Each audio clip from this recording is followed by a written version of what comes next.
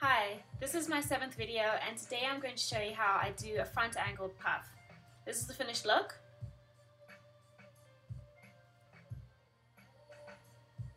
Okay, here we go.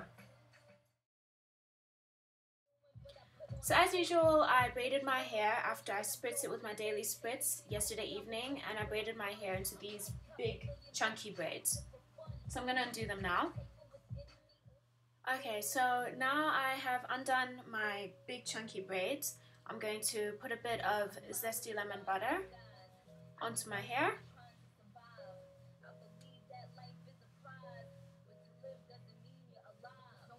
So today is Friday, and by now my hair is quite like soft and squidgy and just the way that I like it. It's a couple of days before wash day. I washed on Sunday.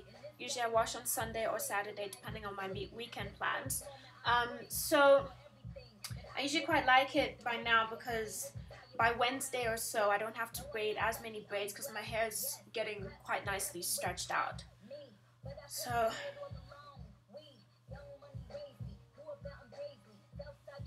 now that you know how to do a simple basic high puff, then doing these other angled puffs really should be a piece of cake. It's just a case of angling it literally at where you want the puff to sit.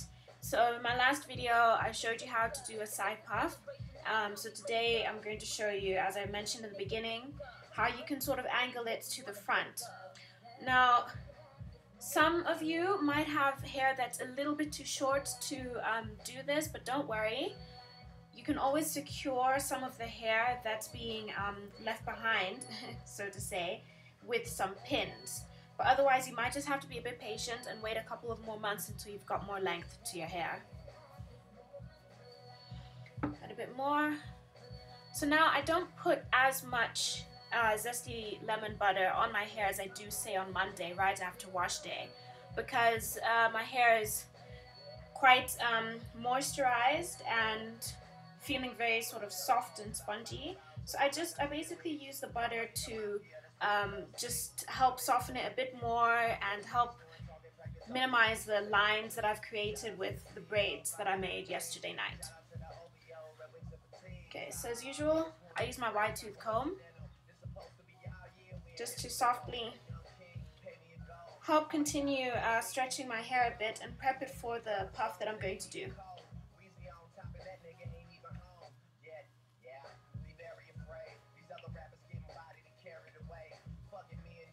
So be very gentle with your hair, especially the tighter the curls, the more likely your hair will break if you comb it too much, or if you use if you don't use a wide tooth comb. And also obviously depends on your texture. My texture is very thick and very coily, so I don't comb my hair throughout unless I've dampened it, which I have with my daily spritz. Okay, so now that it's sort of looking like this, I just help fluff it out a bit more with my fingers.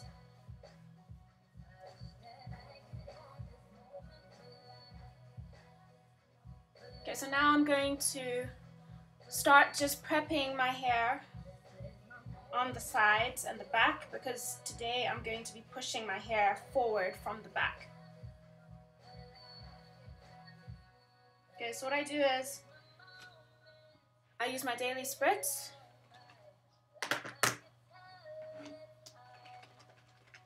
And now, because I'm going to be pushing my hair forward, I'm just going to be concentrating mostly on putting the spritz on the back of my hair. So I'm gonna try and turn around and show you how I do this.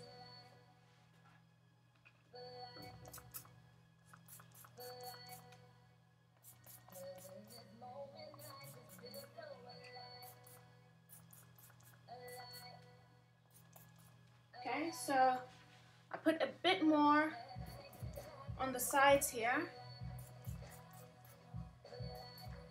and just a little bit here. So I haven't touched this front part of my hair because that's the part that I'm going to make hang.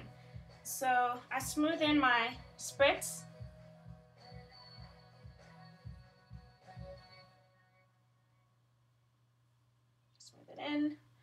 I use this brush to just help smooth the edges down.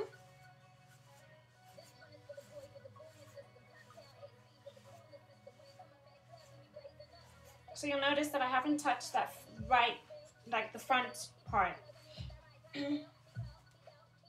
Just a bit on the sides and the back.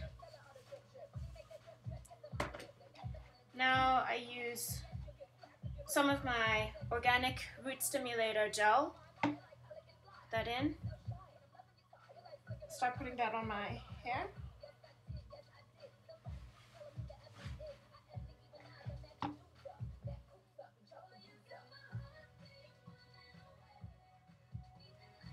Put some on my sides.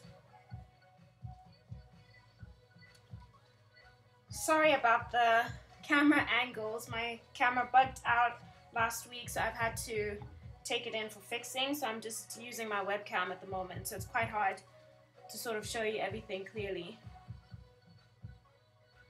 Okay, now that the hair is still damp, but the gel's worked in, I brush my hair again. Now you'll notice that I only brush maybe up to about halfway up my length. I don't brush completely because that way I'm going to be completely brushing my little curls out, which isn't the look that I'm going for today. Okay, so now I use this. This is my trusted old pantyhose, tights, whatever, stockings that you want to call it. I've cut it into about an arm's length, and this is godsend. This way I don't do my puffs as tight as like if I have a fixed headband, and this way I can actually adjust how tight it goes. So I start from the back because I'm going to be pushing my hair forward. So it's basically the reverse of what I did for the high puff. So I tie it like this, and then now instead of pushing it backwards, I push it forwards. Push my hair forward.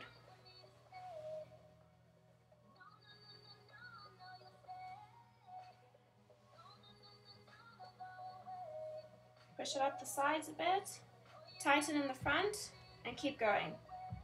Push the back.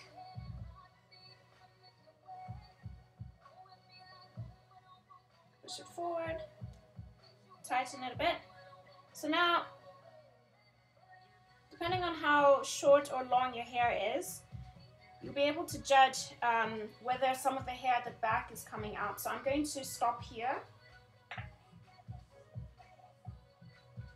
and just fix that a bit, and then do a double knot.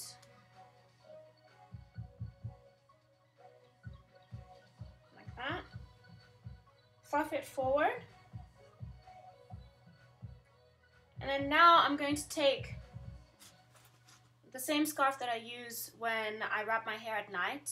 It's a just plain old satin scarf. You can use a silk scarf for this as well. Depending on the width, you can fold it in half. You basically just need enough material to cover the part that you want to flatten. So what I do is tilt my head a bit and then make sure that the scarf is covering this bit that I want to get flattened.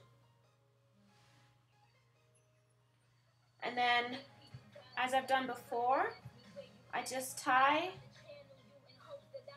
the scarf in the front now, rather than the back, like when you do a high puff, a normal high puff.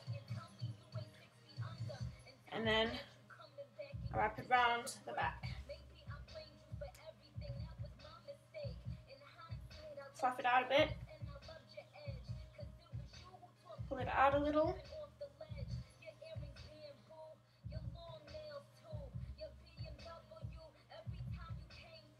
Okay. So now I usually leave my scarf on to flatten my hair for about 10 minutes or so.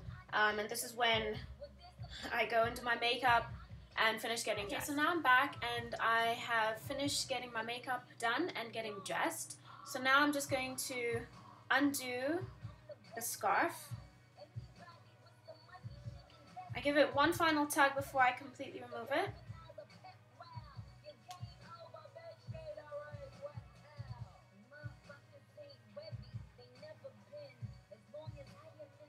Okay, so now you can see that my hair has been flattened. And as you can see, I still have my tights sort of hanging in the front.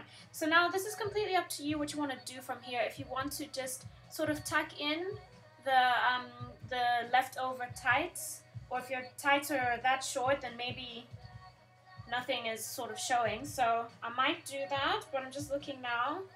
What I like to do sometimes, as I showed in the previous video, is I use detachable bra straps.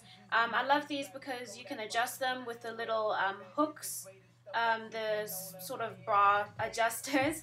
And so what I do, as I showed you in the previous video, but in case you didn't watch that, I basically take the bra strap and you'll see that the hooks, oh, upside down, sorry. You'll see that the hooks on either side basically form quite a nice sort of loop if you use the one hook and slot it into that little hole on the other side. So basically what I do after I've done this sometimes is, just to give it a sort of headband kind of look, is I tie it, I loop the hook into the little slot there created by the other side, and as I did with my tights, I just sort of push it up slowly.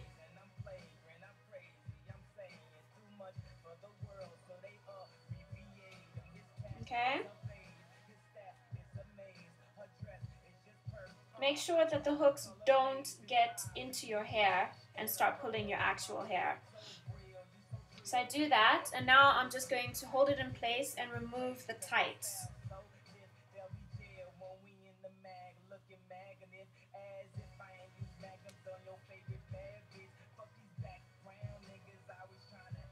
Push my hair forward.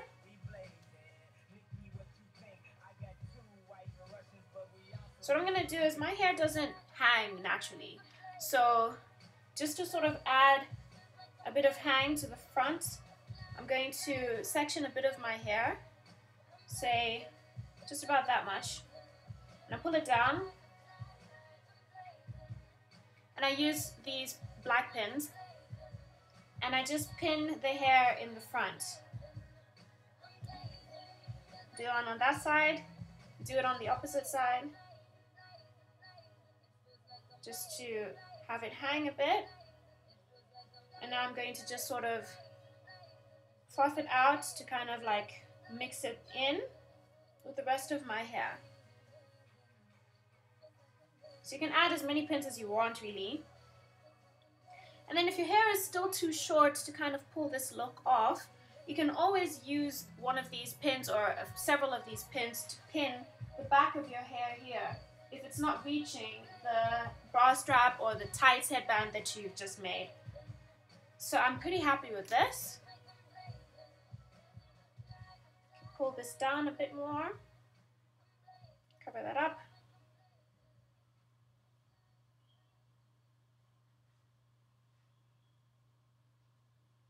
Okay, and that's it. That's how I do a front angled puff. Thanks for watching.